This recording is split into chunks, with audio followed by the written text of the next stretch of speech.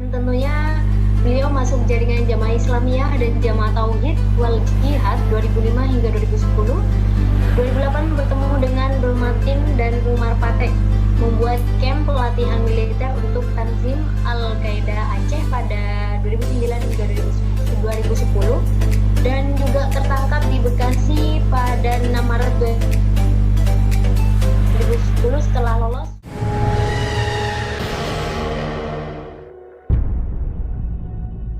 Selamat pagi, Assalamualaikum warahmatullahi wabarakatuh. Waalaikumsalam warahmatullahi wabarakatuh. Baik, kita berikan kesempatan kepada Bapak Sofyan Sauri untuk belajar bareng bersama teman-teman semuanya untuk menyampaikan materi pada pagi hari ini, Bapak. Ya, baik, alhamdulillah. Bismillahirrahmanirrahim. Saya mengucapkan salam kembali. Assalamualaikum warahmatullahi wabarakatuh. Salam sejahtera, namo buddhaya, salam kebajikan. Yang pertama, innal hamdalillah nahmaduhu wa nasta'inuhu wa nastaghfir wa na'udzubillahi min shururi anfusina wa min sayyiati a'malina. May yahdihillahu fala mudhillalah wa may yudlilhu fala hadiyalah. Asyhadu an la ilaha illallah wa asyhadu anna Muhammadar Rasulullah. Amma ba'd. Baik, pertama yang saya hormati ada Bapak Imam Purba sebagai koordinator ya masyarakat Gerakan Indonesia Anti Radikalisme, dan juga kepada tadi Bapak Profesor Masdar Ilmi dan juga Ibu Jenny Saragi semuanya, dan juga kepada kawan-kawan para panitia yang insya Allah dirahmati dan dicintai oleh Allah Subhanahu wa Ta'ala. Baik, cukup menarik pembahasan kita kali ini ya. Jadi judulnya ini keterlibatan pemuda dalam mewujudkan deradikalisasi. Kenapa bisa demikian? Karena memang yang jadi sasaran ini selama ini untuk radikalisasi itu adalah memang para pemuda gitu.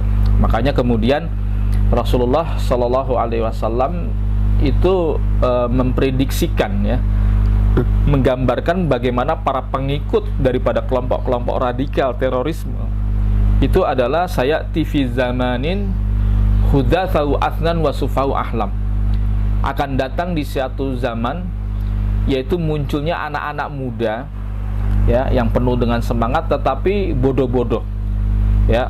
Artinya memang disebutkan hudatsau athnan itu artinya memang anak-anak muda ini karena minim pengalamannya makanya dibilang bodoh gitu. Tapi seringkali anak-anak muda ini punya nilai kelebihan ya, semangat ya, berpikir pendek gitu. Berbeda dengan kalangan tua gitu. Makanya kemudian semakin bertambahnya umur, saya sudah bukan pemuda yang umur 20-an dan sebagainya, sekarang sudah mengingat angka 45. Akhirnya pun sadar karena mungkin bisa jadi afirmasi diri saya ya, karena bertambahnya umur semakin bertambah bijak gitu. Mudah-mudahan insya Allah seperti itu gitu. Karena kalau kita lihat umur 40 tahun ini menentukan gitu. Makanya kenapa juga hikmahnya Nabi Muhammad SAW diberikan wahyu oleh Allah Subhanahu wa Ta'ala di saat umur 40, karena memang umur 40 itu adalah kematangan gitu. Dan manakala dia tidak berubah ya, kesalehannya, kebaikannya, kebijaksanaannya, maka bisa jadi nanti sampai dia mati ya, itu dalam kondisi bagaimana dia masih seperti itu. Makanya umur 40 tahun ini menentukan gitu. Kalau dia masih nggak sadar-sadar juga, itu keterlaluan. Sampai dia mati dia akan seperti itu gitu. Artinya kalau dia misalnya mempunyai paham-paham yang radikal, sampai dia mati dia kalau nggak sadar-sadar umur 40 tahun nggak punya kebijaksanaan, dia akan mati seperti itu gitu. Makanya kemudian ya alhamdulillah menjelang umur 40 tahun saya sudah sadar dan ikut berpartisipasi menjadi agen perdamaian gitu. Itu salah satunya. Yang kedua, memang menjadi kita ini anti radikalisasi ya, anti radikalisme itu memang merupakan sebuah pilihan ya, hidayah dari Allah Subhanahu wa Ta'ala. Karena memang perintah dari Allah, kita ini memang harus di tengah-tengah, jangan di ekstrim kanan, jangan juga di ekstrim kiri. Pengalaman saya bagaimana ketika saya beragama pada saat itu memang terjebak kepada paham-paham ekstrim kanan tersebut gitu.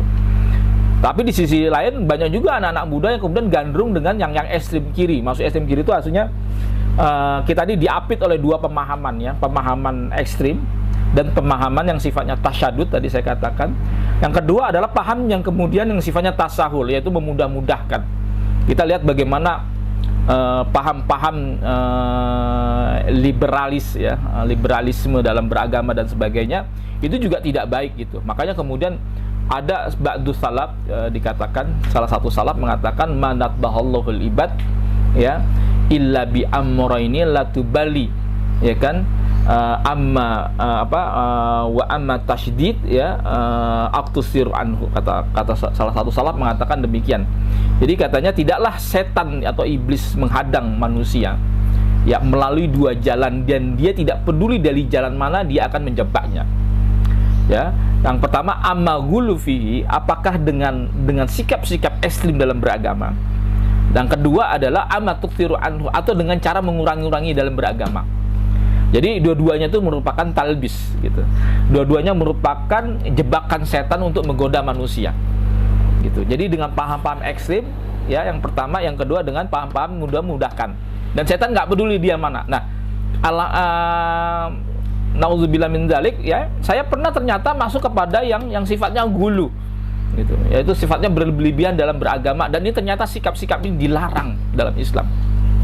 Jadi dengan semangat tobat inilah, semangat beragama inilah, kemudian saya juga kemudian kembali kepada Ahlussunnah wal Jamaah, kepada pemahaman Islam yang moderat gitu. Karena memang paham moderat ini adalah paham yang memang Allah perintahkan kepada kita, sebagaimana di dalam surat Al-Baqarah 143 dikatakan wa kadzalika ja'alnakum ummatan wasaton gitu. Dan demikianlah kami jadikan bagi kalian umat yang pertengahan gitu. Ya kan? Litakunu syuhada, agar apa? Agar kita ini menjadi saksi barometer ya bagi umat-umat yang lain gitu. Ya, kita ini ada di tengah-tengah gitu, tidak ekstrem kanan, tidak ekstrem kiri gitu. Maka dalam hadis Rasulullah Sallallahu Alaihi Wasallam juga mengatakan misalnya begini, innad dina yusrun, sesungguhnya agama ini adalah mudah gitu, ya kan?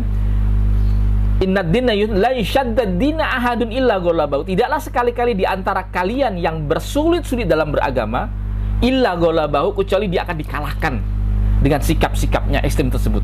Ya, sikap-sikap ekstrem itu akan dikalahkan dengan agama itu sendiri. Karena apa? Agama ini pada dasarnya adalah memberikan kemudahan. Ya, agama itu bukan menjadi problem gitu. Ya, agama itu memberikan problem solving. Ya, dia memberikan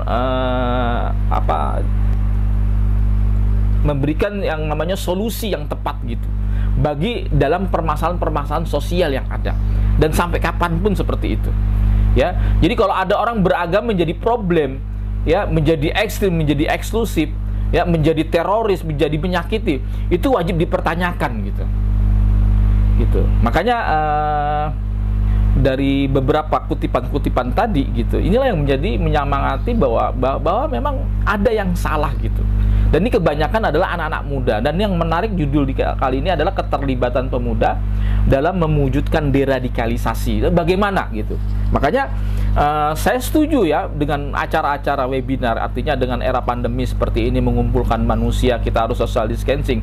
Itu tidak menghalangi kita memang untuk terus ya bersosialisasi, memberikan imunitas kepada para pemuda ya untuk kemudian berperan serta gitu.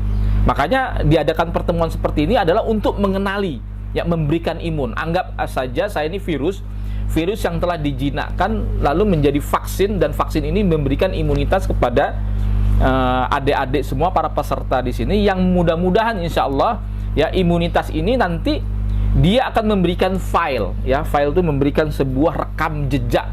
Ya, jadi ketika Anda ketemu dengan virus di luar, ya, virus-virus radikalisasi, intoleransi dan juga terorisme, Anda sudah tahu, oh ini persis apa yang dikatakan Sofyan Thauri, seorang mantan tadi disebutkan oleh Pak Profesor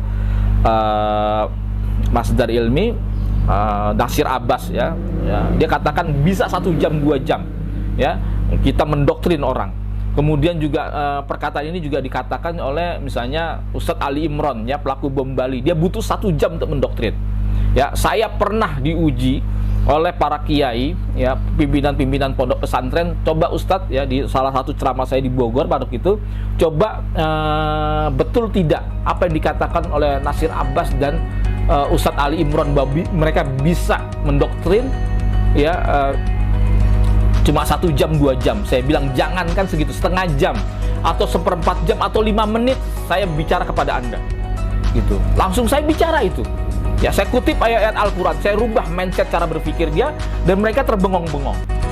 Ya, saya kutip ayat-ayat Al-Quran, saya rubah mindset cara berpikir dia. Ya, saya kutip ayat-ayat Al-Quran, saya rubah mindset cara berpikir dia, dan mereka terbengong-bengong.